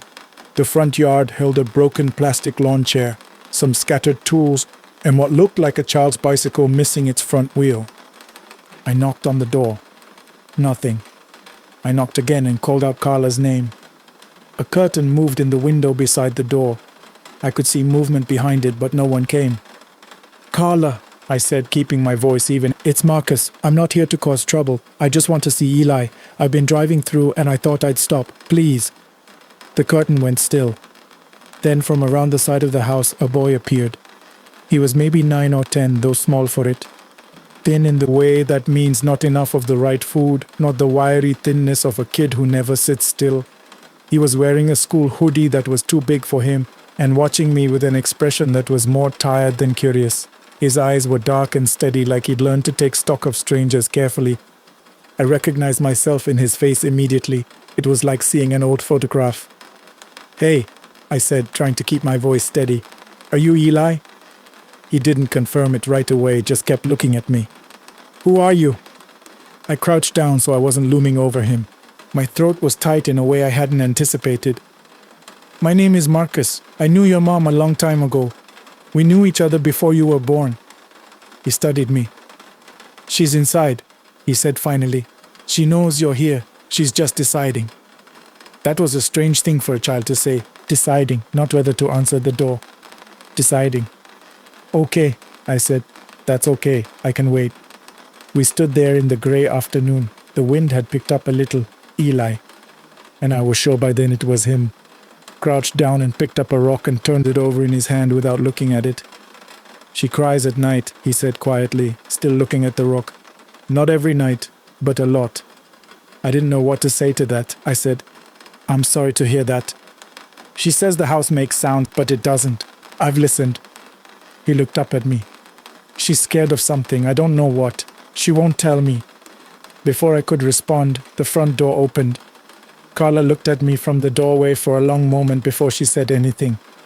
I had been preparing myself to see her different. People change, that's what time does. But the change I saw was more than I was ready for. She looked hollowed out. She'd always been striking. Dark-eyed, quick, with the kind of presence that filled a room. Now she looked like someone who had been slowly poured out and not refilled. She was thin in the same sharp way Eli was. Her hair was pulled back and her eyes had shadows under them that looked permanent. But the intelligence was still there. The wariness. She looked at me and then past me, scanning the road before she came onto the porch. How did you find me? The route went through here, I said. I tried calling. I just wanted to see him. She looked at Eli, who was still holding the rock. Something passed between them, some private communication. Come inside, she said, not warmly but not hostilely either, with the tone of someone who has made a practical decision. The inside of the house told a story I didn't fully understand. It was clean but bare. Not the bareness of minimalism, but the bareness of things having been sold or given up. The furniture was mismatched and worn. There were no pictures on the walls except one, a school photo of Eli in a frame that had been placed on the mantel like a small altar. Carla made coffee without asking if I wanted any and set a mug in front of me at the kitchen table. Eli had disappeared into what I assumed was his room. How is he doing? I said. He's fine. He's fine, Marcus. She sat down across from me with her own mug and held it in both hands. Why are you really here? I told you I was driving through. People don't just stop. I'm his father. You're a stranger who sends money. She said it without cruelty, just as a statement of fact. I'm not blaming you. I made it that way. I know I did. She was quiet for a moment. I moved out here because it was cheap and because I needed to start over. It seemed like a good place. She looked out the window above the sink. From here I could see the silo, pale and tall in the fading light. I don't know that he was. What's wrong? I said. And don't tell me nothing, because even Eli said... What did Eli say? Her eyes cut to me sharply. That you cry at night. That you're scared of something. She was quiet for a long time. Outside, the wind moved through the trees around the house. Do you know what it's like, she said finally, to hear something in your yard every night and never be able to explain it? I said I didn't. Every night, about 2 a.m, sometimes later, something moves out there. She nodded toward the window, toward the field and the silo. I've called the sheriff twice. They came out, found nothing, treated me like a hysterical woman. I set up a motion-activated light. It goes on, every night. But there's never anything there when I look. She wrapped her hands tighter around the mug. I've started wondering if I'm losing my mind. Could be animals, I said. Deer, coyotes. It's not animals. Her voice was flat and certain. I know what animals sound like. I've lived in the country my whole life, she paused. It sounds like something moving slowly, dragging almost, and then it stops, right at the edge of the yard, like it's waiting. I didn't have anything useful to say to that. I looked at my phone and realized with a sick lurch that it was already past 6 o'clock. I had miscalculated the cushion. I needed to leave within the next 20 minutes to have any realistic chance of making my delivery window. I told Carla I had to go. She nodded, unsurprised. Come back sometime, she said, in a way that meant it. I went to Eli's door and knocked. He opened it. His room had a single mattress on the floor and a shelf of library books. He was sitting cross-legged reading. I have to go, I said, but I'm going to come back. Is that okay? He thought about it seriously. Yeah, he said. I think that would be okay. I gave him $60 from my wallet, all the cash I had on me. He took it without embarrassment, which told me something about how often things were tight. Stay inside tonight, he said as I was turning to leave. He said it quietly, almost like he didn't mean for me to hear it. I turned back. What? He was looking at the window on the far side of his room. From his angle, he could see the field, the silo. "Just stay, or go now, before it gets dark. Don't be in the middle." "In the middle of what?" He looked at me, and for a moment his face was not a child's face. "The field," he said. "Don't be in the field at night." I told myself he'd absorbed his mother's anxiety. Kids do that. They sponge up the fears of the people around them and restate them in ways that sound more ominous than intended. I told myself that as I said goodbye to Carla, as I stepped off the porch into the early dark. The temperature had dropped. There were no stars yet. The single bulb light over the porch threw a yellow cone down to the porch steps, and then the darkness swallowed everything. I started back up Brennan Road, moving quickly, watching the ground because there were ruts and I didn't have a flashlight, only my phone. I had it out and was using the screen to light the path. It was a quarter-mile back to where the road met the main street. I had gone maybe 100 yards when I heard it. It was a low sound, rhythmic and wet, coming from somewhere to my left, where the planted field began. I stopped walking, stood still and listened. It came again, a dragging sound like something heavy being pulled across packed dirt. Then a pause, then the drag again. I raised my phone and pointed it toward the field, but the light didn't carry far enough. I could see the first few rows of young plants, winter wheat by the look of it, and then just dark. "Hello," I said, feeling stupid for saying it. The dragging stopped. The silence that followed was the particular silence of something else also holding still and listening. I started walking again, faster now, watching the field. I caught movement at the edge of my phone's light. Just a shift, a displacement of shadow. And then I was genuinely running, not deciding to run, but running, my boots loud on the road and my heart doing something ugly in my chest. I was back at my truck in what felt like no time, though I was breathing like I'd sprinted a mile. I sat in the cab with the door locked and the engine running, watching the road behind me in the mirrors. Nothing came down the road after me. After about 10 minutes, I stopped shaking. I drove. I thought about it for a long time afterward. What I'd heard, what I'd maybe seen. In the daylight, on the highway, with miles of distance between me and that field, it shrank down into something I could tell myself was nothing. Night sounds, a deer in the wheat, my own nerves translating Carla's fear into something physical. But Eli had said it before I heard it. He'd said, "Don't be in the field." I made the delivery 3 hours late and got written up for it. I told them I'd had car trouble, which they accepted without much conviction. It didn't cost me the job. I called Carla 4 days later. She answered this time, which surprised me.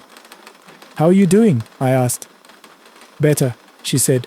"It was quiet the last couple of nights. It goes in cycles, I've noticed. Sometimes weeks go by and then it starts again." She paused. "I think I need to move. I've been saying that for 2 years." "Let me help," I said. "With the deposit, moving costs, whatever you need."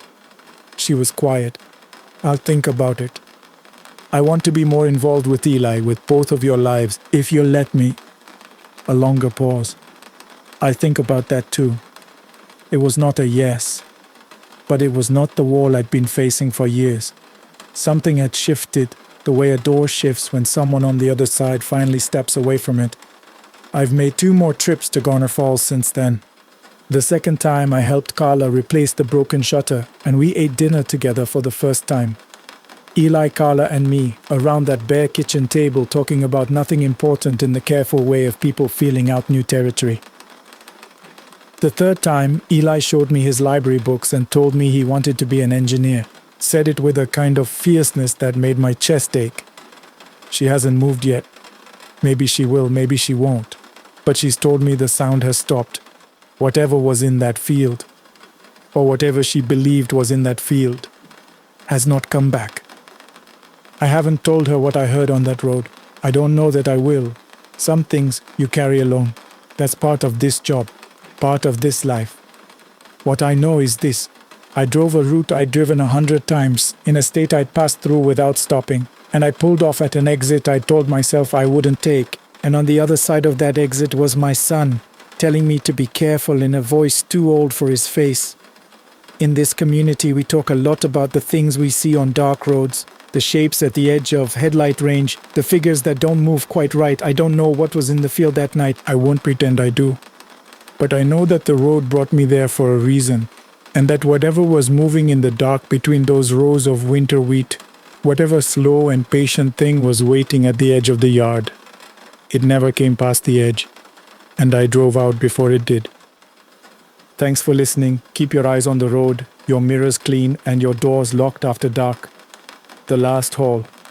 Good evening. I want to share something that happened to me about 18 months ago. Some of you will believe it, some of you won't. I've stopped trying to convince people either way, the ones who've heard it in person. Friends, a couple of guys from the Union Hall, my mechanic. They all have their own theories, and honestly, some of those theories scare me more than what I actually experienced. I should be upfront about who I am before I get into it. My name is Calvin. I've been driving long-haul and regional freight for going on 23 years. Before that, I worked dispatch. Before that, I loaded pallets at a distribution center in Tulsa. I'm not a romantic or a spiritual person. I don't go to church. I don't watch horror movies because I find them boring, not because they frighten me. My ex-wife used to say I had the emotional range of a parking meter. She wasn't entirely wrong. I found this podcast through a colleague, another driver named Darnell, who hauls refrigerated goods out of a depot near mine. He'd been listening for months and said, "Calvin, man, you need to tell your story somewhere people will actually hear it." So here I am. A little background, because context matters for this kind of thing. Until 2020, I ran my own small operation. 2 trucks, a couple of part-time guys, mostly residential moves, and the occasional commercial job. It wasn't glamorous, but it was mine. Then COVID hit, and like a lot of small operators, I watched it collapse in slow motion. By late 2020, I'd sold both trucks, let my guys go, and was working for a regional moving company out of Memphis just to keep current on rent. I also went through a divorce that year. We'd been drifting for a long time, and the stress of everything finally finished what was left. I'm not telling you this for sympathy. I'm telling you because when you lose that much in a short span of time, you rebuild yourself into someone a little harder, a little less curious, a little more focused on just getting the job done and going home. By the time this happened, I'd clawed most of it back. I had a truck again. Leased, not owned, but still mine to operate. I was doing independent contracts, mostly through referrals, which is how the job in question came to me. A former associate of mine, a man named Terrence, who I'd known since my early dispatch days, reached out about a family that needed a private hauler. He said they'd specifically asked for someone with experience, someone discreet, and someone who didn't talk much. He said the job came with good pay, cash, and that the only condition was that I not ask too many questions. That description alone should have made me walk away. Instead, I said I'd go meet them. The family lived on a property about 40 miles outside of town. The road leading to it wasn't on GPS. You had to follow handwritten directions Terrence had transcribed on a notepad. I remember thinking that was unusual but not unheard of. Rural properties in that part of the state are often poorly mapped. The land itself was flat and dry, scrubland dotted with cedar trees. The house was modest and well kept, not what I'd call isolated so much as deliberately private, the way certain people choose to live when they've had enough of other people. A man met me at the edge of the property. He introduced himself simply as Gerald. He was in his late 40s, lean and weathered, the kind of hands that come from years of physical labor. His wife, standing slightly behind him, gave her name as Miriam. There were 2 kids somewhere in the background, young, maybe 6 or 7, who appeared briefly and then vanished inside the house the way kids do when strangers arrive. I remember they didn't make any noise, no yelling, no laughter. They just looked at me and disappeared. There was also an old man. He was sitting in a wooden chair on the covered porch, and he didn't stand when I approached. He didn't introduce himself. He watched me with the kind of focused attention you usually associate with people who are used to being underestimated. A stillness that wasn't passive but deliberate. He was old in the way that some people are old in the South, where the years stack on a person like sediment, layering into something that looks almost geological. He had a wide-brimmed hat pushed back on his head, and he was chewing something, though I never saw him spit. His eyes were pale blue, nearly colorless, the kind that seemed to pick up ambient light rather than reflect it. Nobody introduced him, and I didn't ask.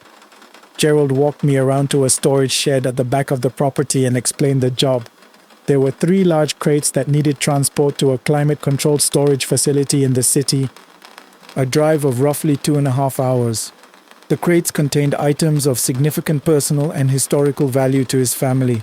He told me they'd been in the family for several generations, brought over from Eastern Europe in the early 1900s by a great-great-grandparent fleeing the war. He said the items inside were fragile, irreplaceable, and that under absolutely no circumstances should the crates be opened. I told him I'd heard stranger things. I also told him what I told anyone who came to me with that kind of work.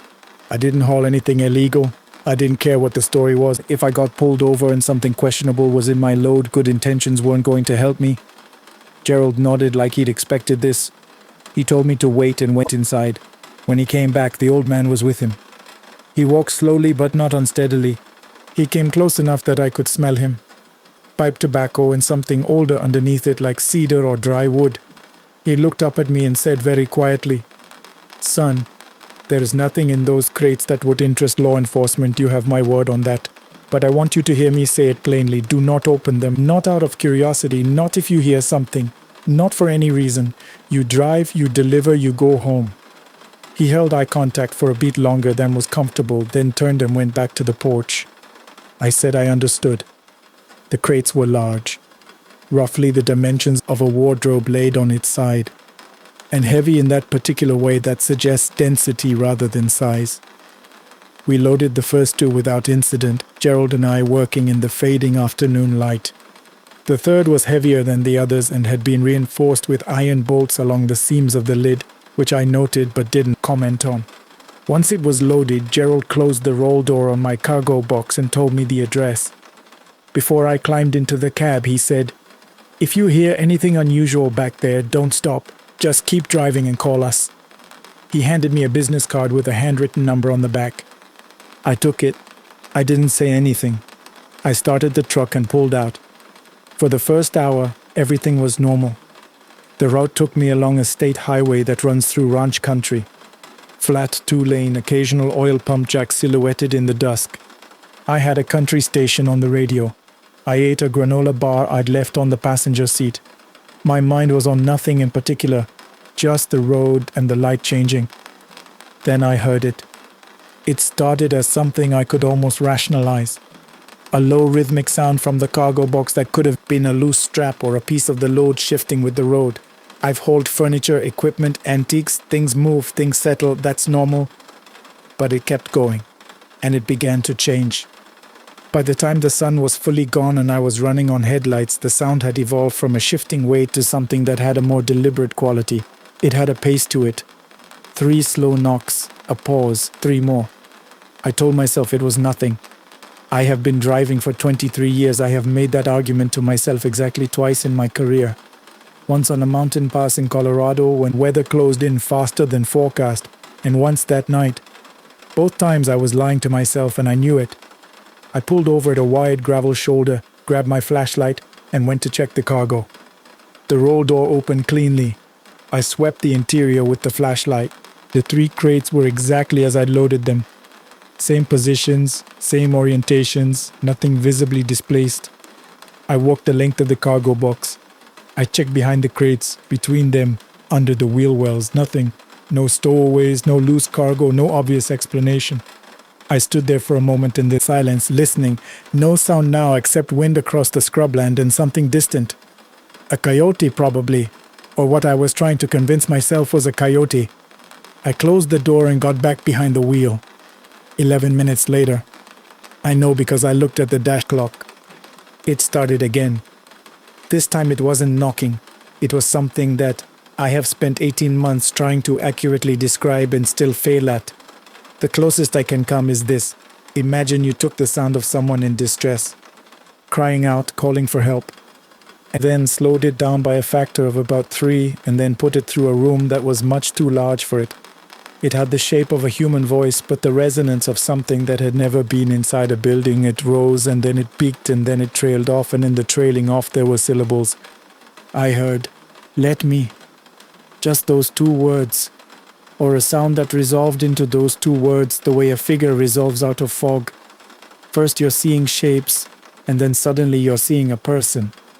I pulled over again. I want to be honest with you about my mental state at this point. I was not calm. My hands were not steady. I had a very strong desire to call Terrence and tell him the job was off, leave the truck on the shoulder, and arrange a pickup in the morning.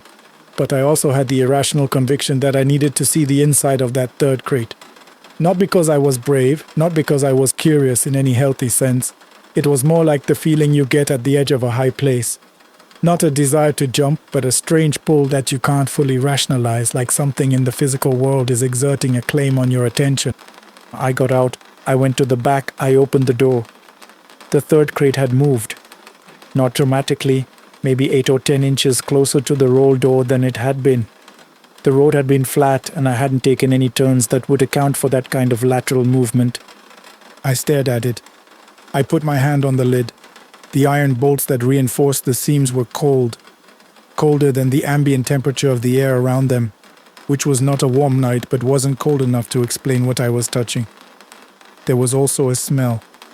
I don't know how else to describe it except to say that it was organic in a way that felt wrong.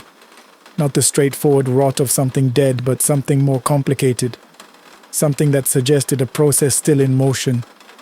I backed away from it and swept the flashlight across the crate's surface. In the lower right corner of one of the side panels, there was a natural knot in the wood, old enough that it had dried and contracted and pulled partially away from the surrounding grain, leaving a gap about the size of a marble. I should have turned away. I should have closed the roll door and kept driving. Every reasonable instinct I had told me to do exactly that. I crouched down and put my eye to the gap. I don't know what I expected to see. What I saw was darkness, but not empty darkness.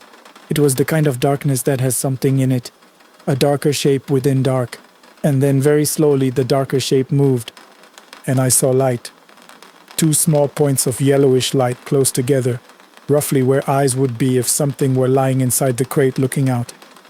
They didn't blink. I was back at the cab door before I had any conscious recollection of standing up. My heart was doing something medical. I sat in the driver's seat with both hands on the wheel and I did not move for what I later estimated was about 4 minutes, because I needed to let my hands stop shaking enough to actually drive. I made myself think about something ordinary. The paperwork at the depot, what I was going to eat when I got home, whether I'd remembered to pay the electric bill. Small, real, ordinary things. Then I heard a voice from immediately behind my left ear. "Open it." I will tell you honestly, I screamed. I don't say that with any pride. I screamed the way a person screams when their nervous system completely overrides their dignity. And I yanked the wheel hard enough that the truck drifted half onto the shoulder before I corrected. I checked the mirrors. I looked at the passenger seat. I looked everywhere I could look while keeping the truck on the road. Nothing. Nobody. I drove. I drove the rest of the way without stopping. I found that if I kept the radio at a volume that bordered on painful and focused on the center line, I could maintain something close to functional.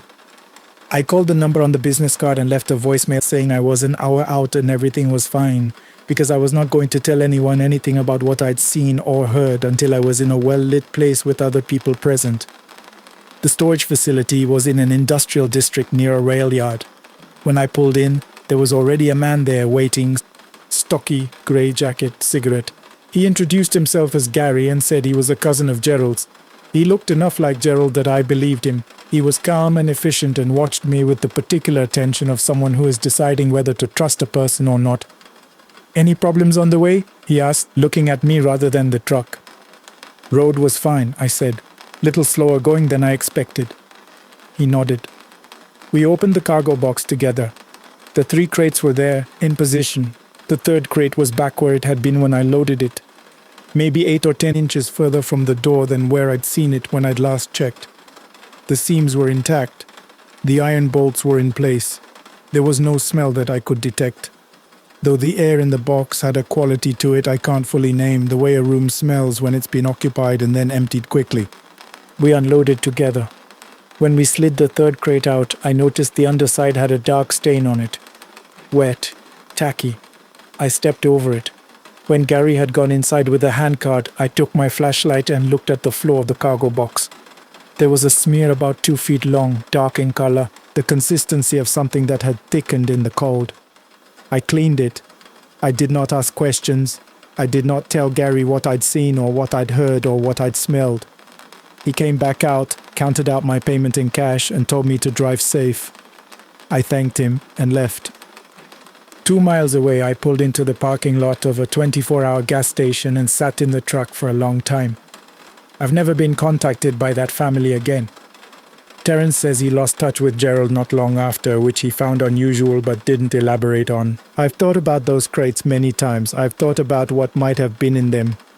Not any specific theory, just the general fact of not knowing, and how that fact has a weight to it that doesn't diminish. A few months after it happened, I told the story to an older driver I know, a man who has spent decades hauling freight across the South and the Southwest, who has his own catalogue of strange experiences. He's not a credulous person.